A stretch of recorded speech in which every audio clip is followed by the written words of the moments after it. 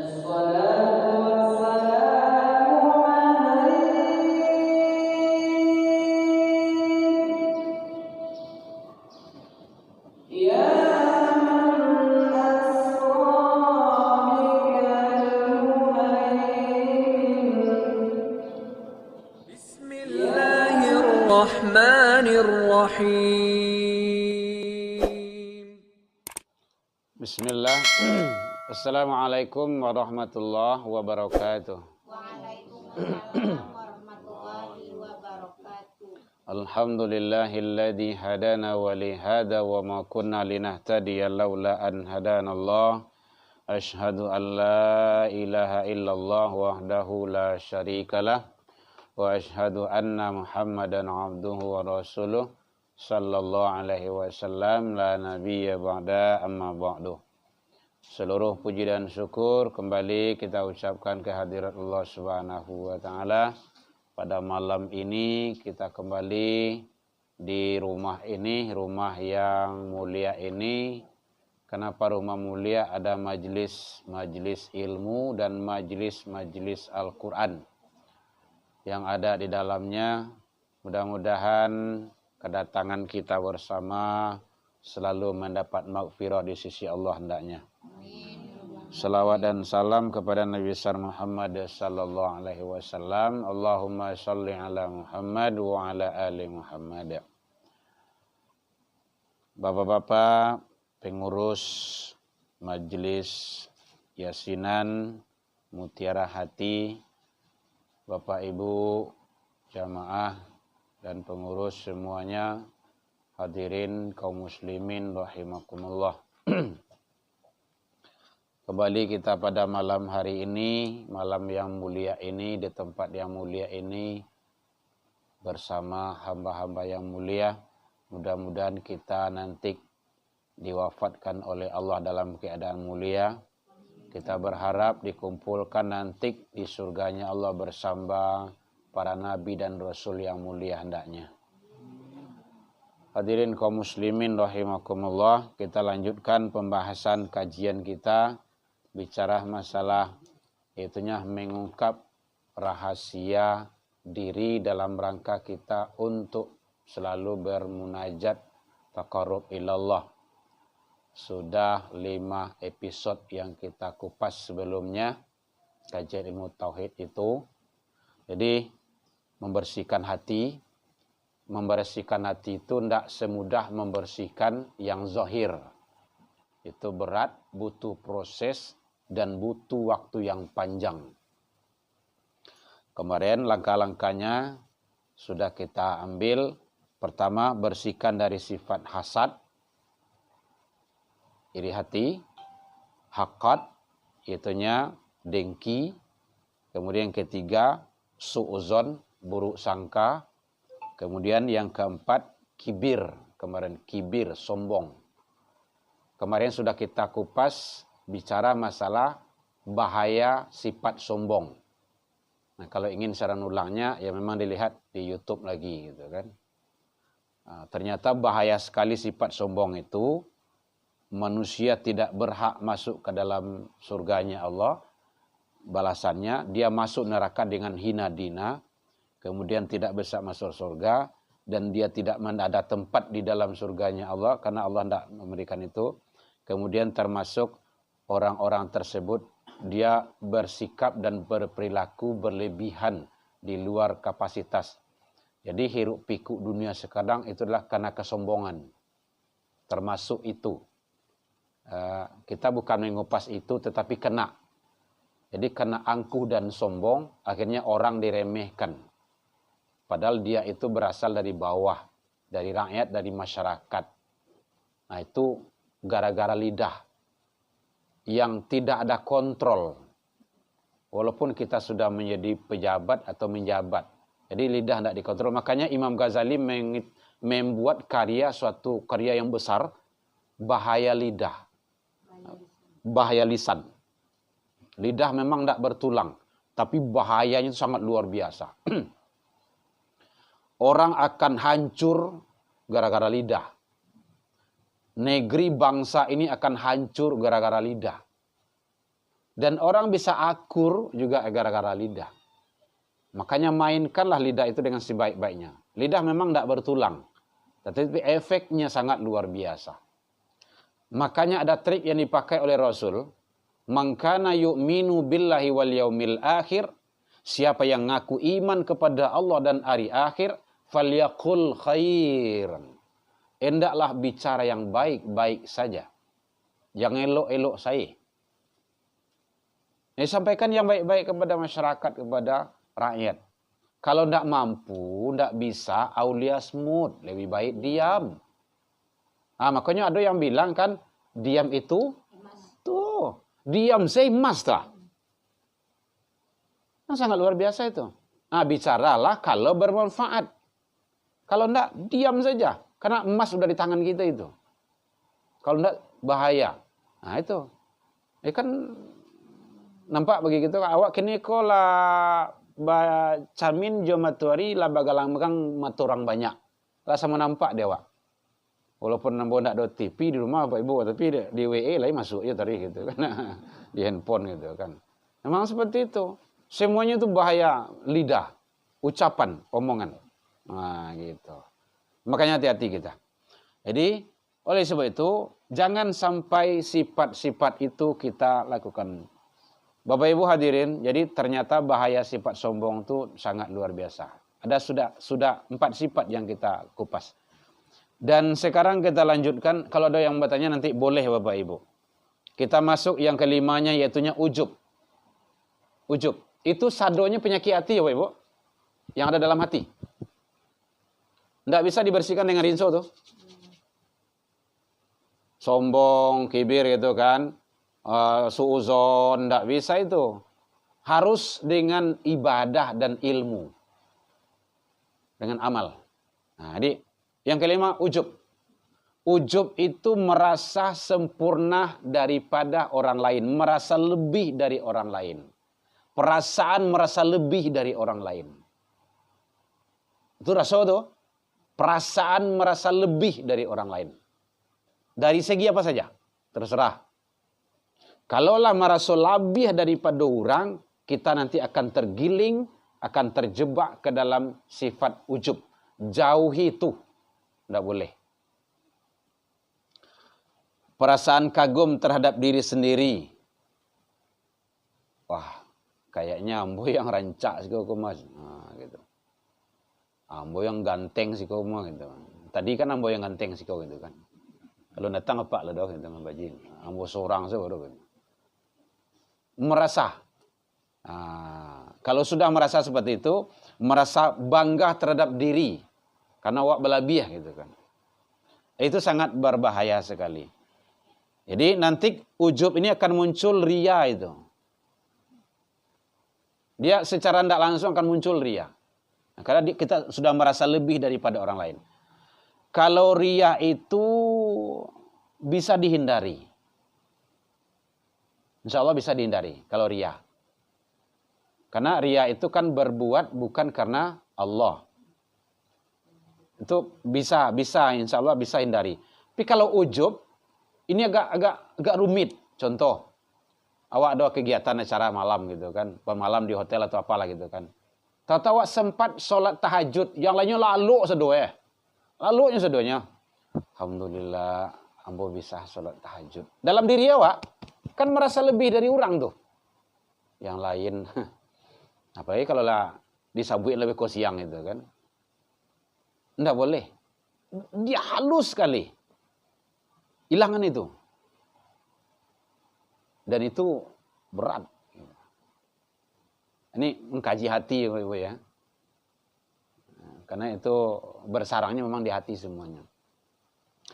Kalau itu kita biarkan sangat bahaya.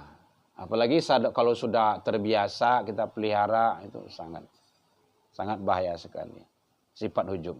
Bahaya sifat ujub itu 1, terhapus pahala. Saja kebaikan pahala yang kita lakukan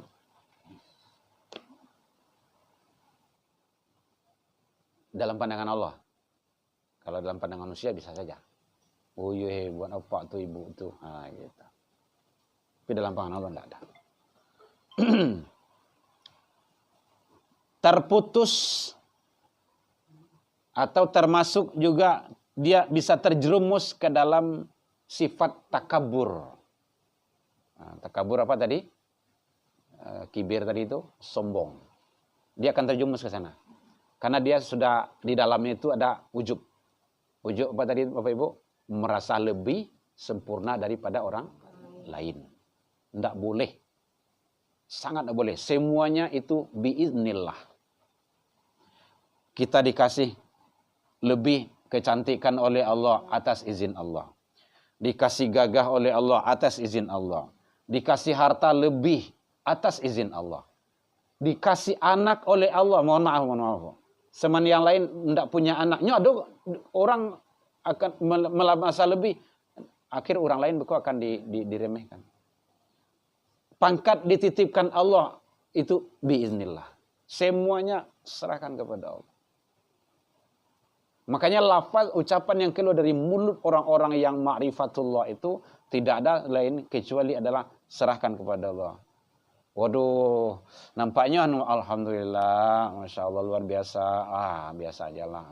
Yang penting jangan ada terbetik di dalam kolbu kita itu, dalam hati kita itu, semuanya itu adalah karena kita. Ingat, Qarun di situ kenanya, Firaun di situ kenanya. Akhirnya dia berlebih-lebih. Bahasa kampung apa nama larui-larui. Balarui-larui. Iya. Qarun itu awalnya dia orang baik. Baca sejarah Qarun kecil. Manusia biasa sama dengan kita. Tidak ada apanya. Tetapi karena memang disitulah ujian bagi dia. Tidak mampu dia menghadapi ujian itu. Tidak sabar dia. Ada sifat-sifat itu. Sabar itu mampu mengendalikan diri dari yang kita senangi dan dari yang tidak kita senangi. Itu sabar. Jadi bukan hanya musibah saja yang kita senangi. Bertambah anak, sabar enggak? Menghadapinya. Belum punya anak, sabar enggak? Gitu. Bertambah suami, bertambah suami. Menantu kasihnya gitu kan. Sabar enggak? Gitu. Jangan. Tambah istri enggak apa-apa gitu kan. Sama suami jangan. Kalau tambah suami musibah dia kan. Jadi itu adalah semuanya kalau tidak hati-hati kita dengan sifat ujub itu, maka kita akan terjerumus kepada yang namanya sifat takabur. Lebih daripada orang lain, sombong namanya. Dia yang ketiga termasuk yang ketiga dia merugi dunia akhirat. Orang-orang yang ujub itu orang tidak ada yang senang sama dia. Dia merasa lebih dari orang. Tidak ada orang yang suka. Paling orang yang suku itu, orang suku-suku mau bok-bok, namanya itu. Mau apa? Mau popok, namanya itu. Ini ada yang diaroknya situ. Mau buang-buang, gitu kan. Termasuk mendatangkan murkanya Allah. Hati-hati. Apalagi kalau jauh dari agama, jauh dari ibadah, dia gih jo tarui. Nyo jauh jo dia gih tarui. Nanti itu namanya ada salah satu sifat namanya itu istidraj namanya itu.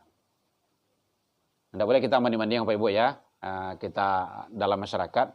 Ada orang koyo anaknya rukun, damai, sehat-sehat, arato bertambah, tapang ke naiknya, apalah gitu kan. Tapi nya tidak pernah mendaki ke rumah saji do. Tidak pernah mendaki, mbak impak tidak ado gitu kan segala macamnya. Nyo dia gih jo tarui. Anak-anaknya sehat jo, mudah jo, rezekinya mudah jo. Itu istidraj namanya. Istidraj itu artinya musibah atau bala yang diundur. Nyo pasti tiba. Kata Allah, dia gih kini mudah-mudahan bisa taubat. Ndak jodoh. Malah ada dengan senang dengan maksiat dia malahan. Dengan maksiat. Walaupun yang tinggal dekat rumah saji, dekat musola. Ndak kan saya jangka dari masjid musola itu ndak pernah tiba. Tapi nyo sehat. Rezeki bertambah sih terus. Itu istidrat kita. Jadi istidrat itu adalah azab yang diundur. Suatu saat nanti pasti. Jadi hati-hati. Allah murka dunia akhirat. Termasuk dia itu adalah akan bahaya nanti di hari kiamat, dia akan mendapat siksa dan azab yang sangat luar biasa. Kita tidak berharap semua itu. Makanya sifat ujub itu kita jauhi. Jadi ujub merasa lebih atau merasa sempurna atau merasa apalah itu daripada orang lain. Nah, itu hindarkan, jauhi, dan jangan sampai. Itu adalah penyakit hati. Yang tahu adalah kita, namun efeknya ada keluar. Nah, orang nak mencari efeknya. Artinya gejala-gejalanya. Nah, itu gunanya awak ibadah itu sebenarnya. Untuk menundukkan, untuk merendahkan. Mohon maaf Bapak Ibu. Kalau nyo awai, tangan awak, kaki awak, badan awak nyo resik atau nyo tempel nyo dek kawan, mungkin tidak di masalah deh awak, masih biasa lah gitu. Tapi kalau lah kapalo nyo mainkan, baik kira-kira awak marah, berang. Kalau dalam ibadah, kapalo tu wajib rendah daripada lutui. Itu yang sujui itu. Begitu hebatnya dalam ibadah tu. Kapalo kan mulia tu. Coba, kadang kapalo ko menceliknya mas, gitu kan. Jadi kapalo ko yang membuat manusia kan di kapalo ko kan sekalunya.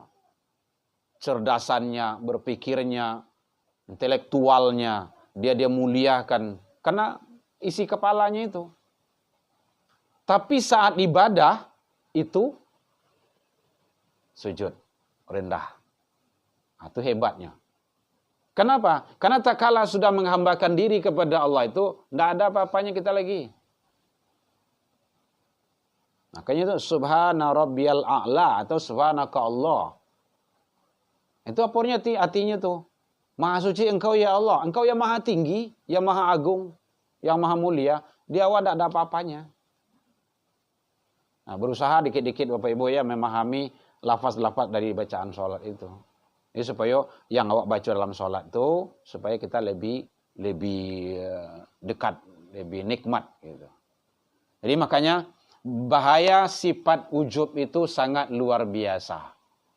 Jangan pelihara dan jangan sampai, dan itu adalah penyakit hati di dalam kolbu, dalam diri seseorang hamba tersebut.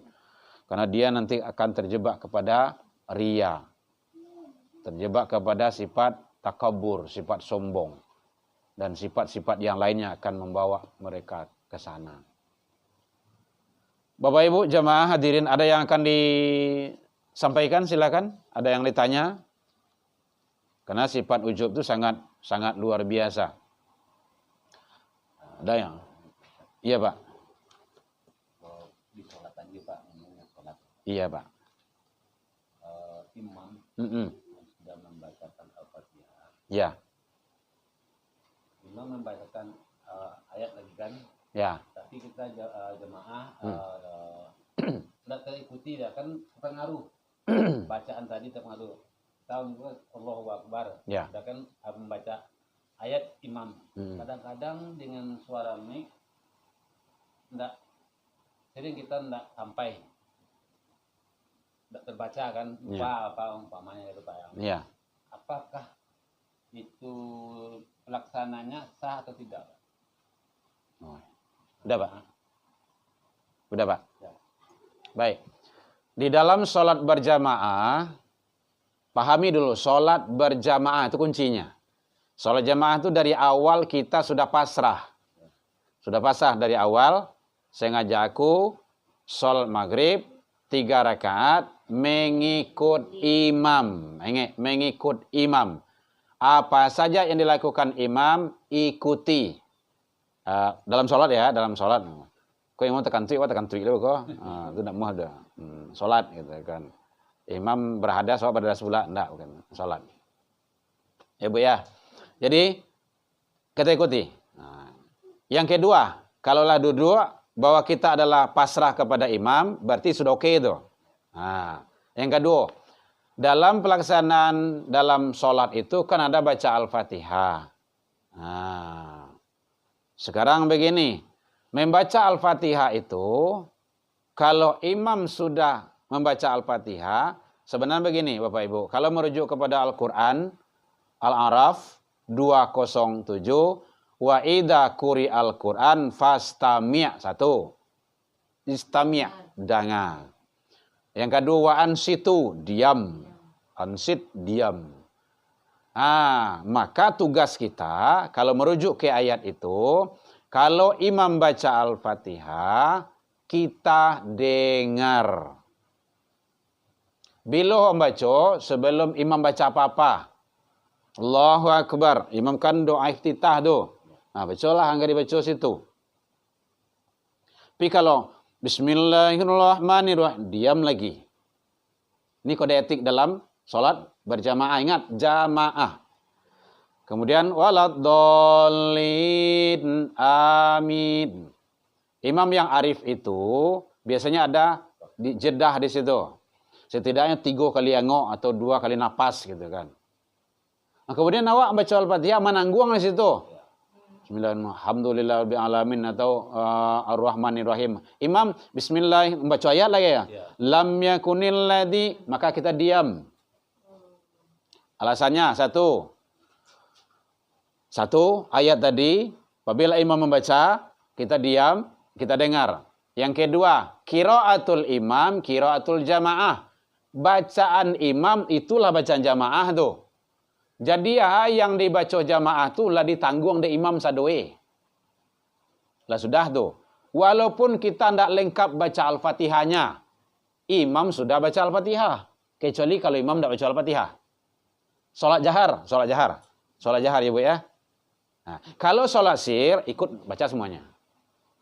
Apa salat sir itu? Zuhur, asar. Atau rakaat ketiga dan keempat itu kan sir tuh dalam sholat isya dan sholat maghrib. Tapi kalau imam baca jahar, kita dengar, kita diam. Kalau tidak ada kesempatan untuk baca situ, tuh tidak sempurna karena oleh baca imam tadi. Bacaan imam itu lah bacaan jamaah tuh. Kalau sir tuh Ustaz tuh kayak surat pendek itu apa? Kadang beda bacaan sama imam itu. Enggak apa-apa. Kalau harus disamuan, tanya beko ke imam, baca ayat beko. Indah maksudnya Ustaz, Iya. lu sampai misalnya alam nasrah Ustaz. Iya. Masih di ayat yang kedua, Iya. imam lah ruku. Enggak apa-apa, ruku. Nyo ada orang kok kadang-kadang imam lah ruku, nyo ditagak seburu kan. Mangai Bu menyelesaikan, enggak usah diselesaikan le. Lah sudah di berarti enggak ikut imam namanya itu. Bakat tu awak namanya itu. Itu mengingkari imam namanya itu. Enggak boleh. Imam ruku, imam sujud, imam diri. Itu hadisnya itu, hadisnya panjang tuh, apabila imam ruku, kau ruku. Apabila imam sujud. Jadi ikuti imam. Jadi enggak boleh. Ini kadang-kadang awak kan imam la sujud. Awak mau masih di atas aja baru. Enggak boleh. Satu, yang kedua, enggak boleh mendahului imam. Nyobeko nanti di akhirat ada manusia tu seperti lehernya seperti leher kedelai. Kedelai. Nanti lendak ngantuk ibu dia. Keledai. Bantu kudo tapi gak panjang. Tuh. Kenapa tuh ya Rasulullah? Dulu dia salat berjamaah, nyom mendahului imam. Imam Allahnya timbul di bawah. Nggak boleh, sangat nggak boleh itu. Ikuti, yang namanya mengikuti bagaimana? Allahu Akbar. Sami Allahu liman hamida. Rabbana walakal hamd. Allahu Akbar. Imam ko, maaf, imam dengar ya. Imam ko jangan terlalu berlebihan mana. Allah panjang lagi gitu kan. Enggak, kok awak untuk imam saja awak pun gitu kan. Jadi mudah-mudahan imam mendengar YouTube mbok gitu kan. Enggak boleh. Biasa sajalah. Allahu Akbar. Harokat itu panjangnya kan 1 alif, 2 alif. Amin aja ada Ustaz. Satu panjang ada. Jadi makanya penting bagi kita itu kan ilmu. Ini imam jangan terlalu kalau bahasa anak kini kan labai apa namanya itu? Lebay. Nah, jangan terlalu lebay banah lo gitu kan. Sami Allah. Oi, panjang. Enggak boleh lah. Enggak bisa. Kita di sana tuh bukan tilawah. Salat. Enggak boleh tilawah itu kan. Nah, jadi makanya bacaan salat tuh enggak boleh dibaca dengan bacaan tilawah.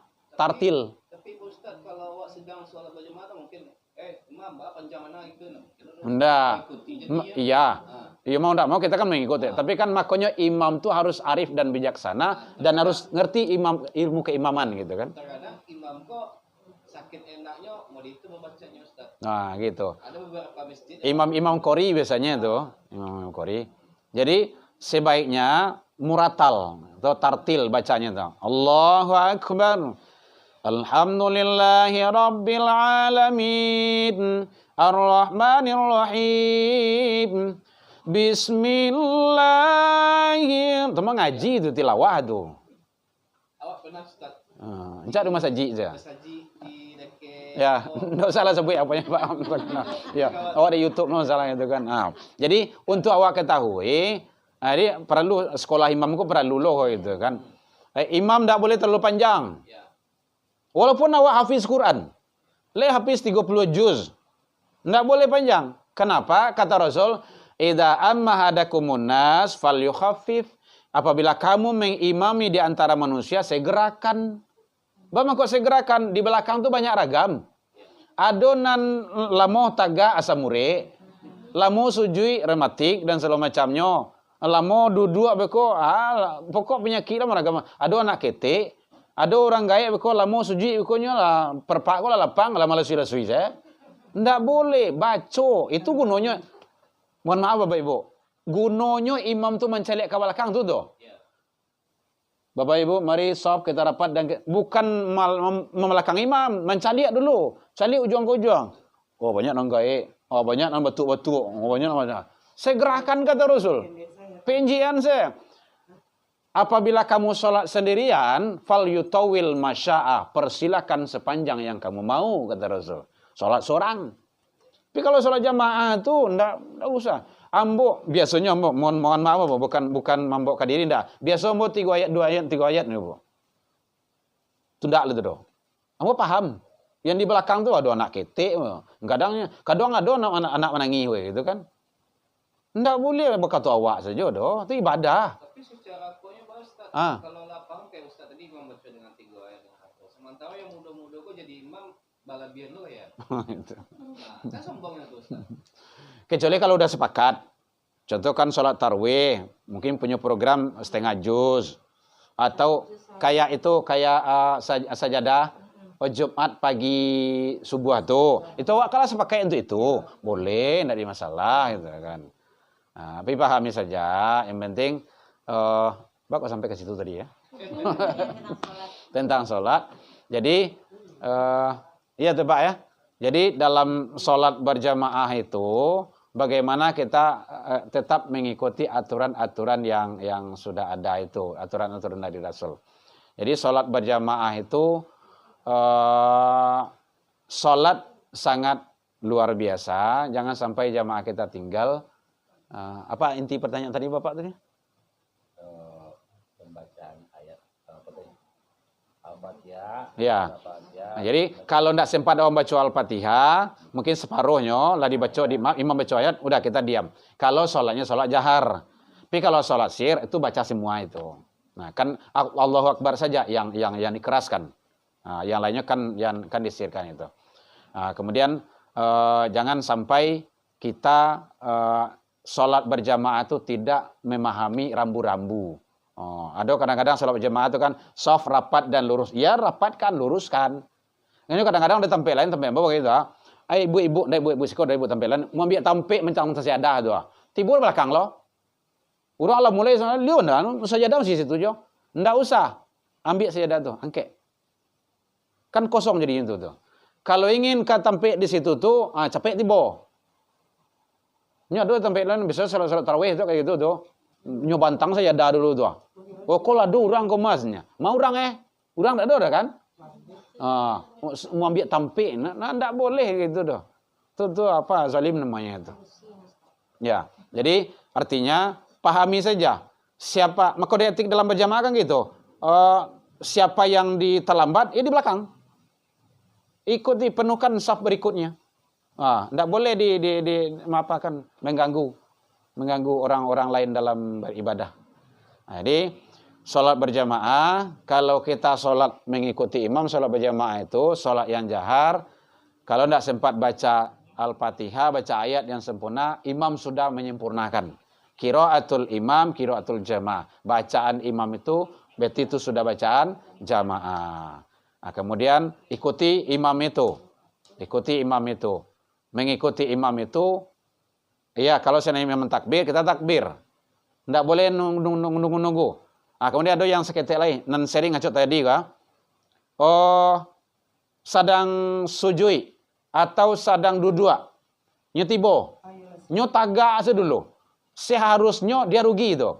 Awak tibo langsung takbiratul ihram. Takbiratul ihram itu wajib. Langsung sujud. Kalau apa yang kamu dapati, ikuti. Nah, begitu kata Rasul. Imam sedang sujud, sujud. Tapi awali dengan takbiratul ihram. Allahu Akbar. Langsung sujud. Kalau imam sedang duduk, Allahu Akbar. Langsung duduk. Nah gitu. Kalau tahiyat akhir, langsung tahiyat akhir. Takbiratul ihram.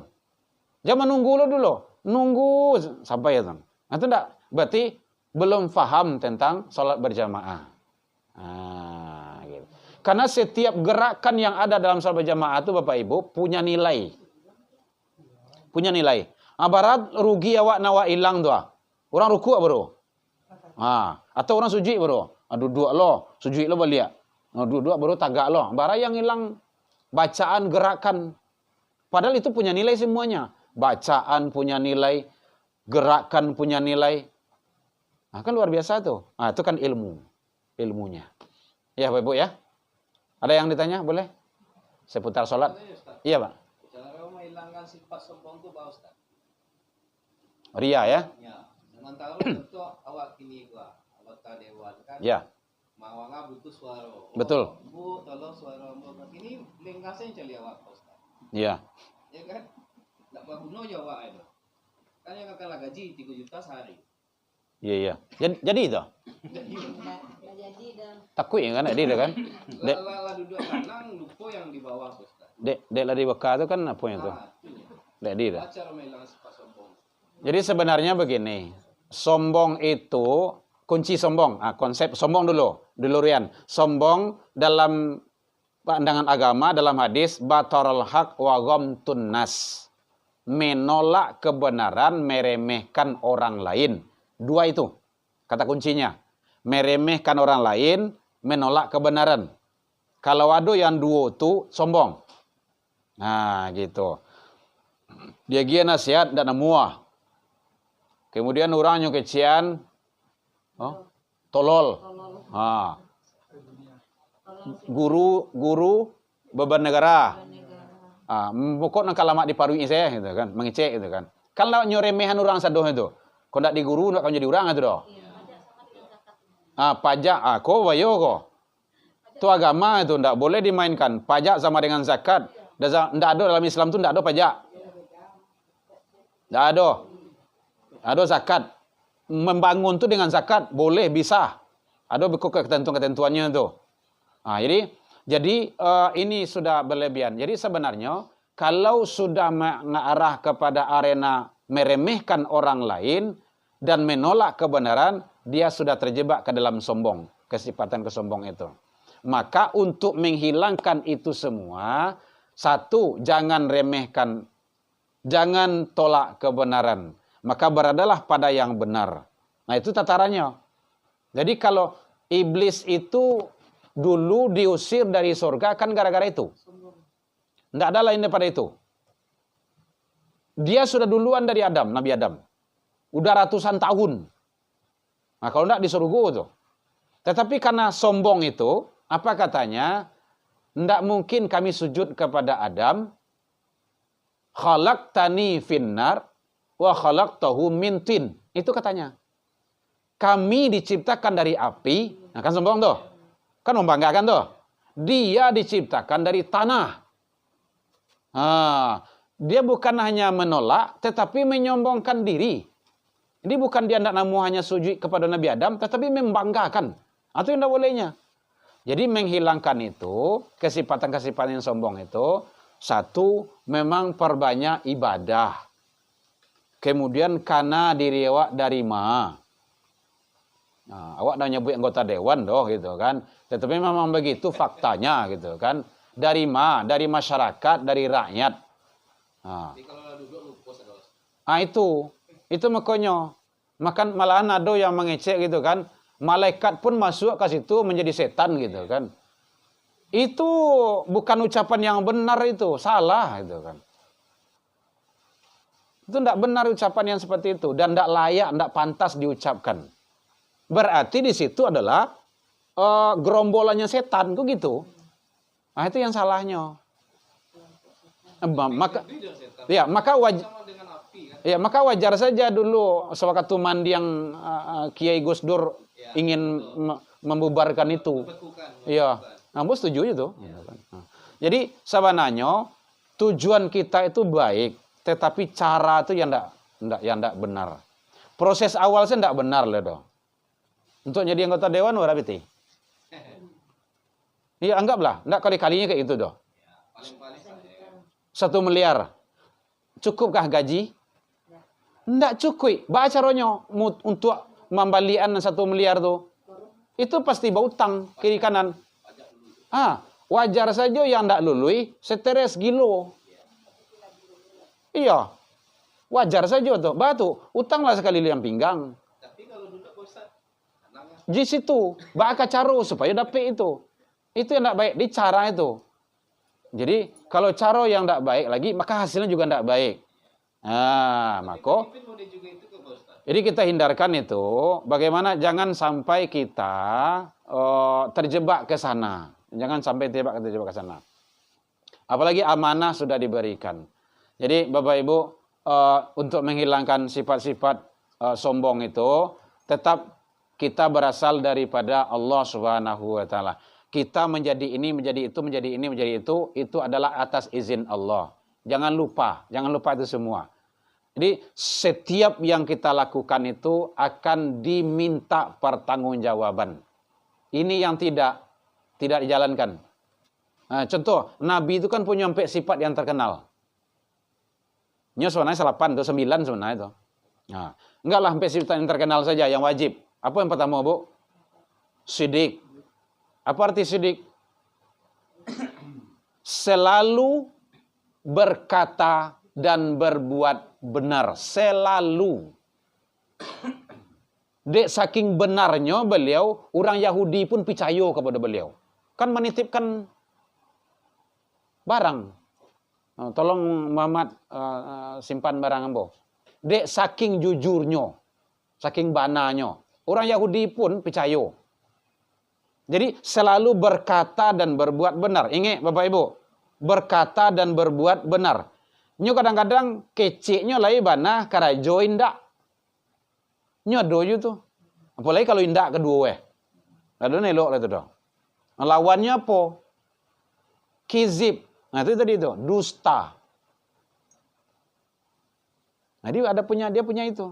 Makanya itu yang tidak boleh. Nah, kalau batu sifat Nabi itu saja tuh, yang cik itu saja tuh amalkan tuh. Selesai itu. Aman. Tidak akan ada, pasti tidak ada. Tidak akan jadi mereka kudo. Benar mah. Jadi bukan tidak ada yang seperti itu, yang benar itu ada, cuman tidak berapa persennya. Tidak berapa. Tapi banyak dutoe daripada banai. Kadang-kadang kalau benar Pak, tapi jadi kambing hitam. Ya. Jadi itu tuh sudah permainan lagi. Jadi makanya kita tidak boleh lepas dari agama, itu kuncinya.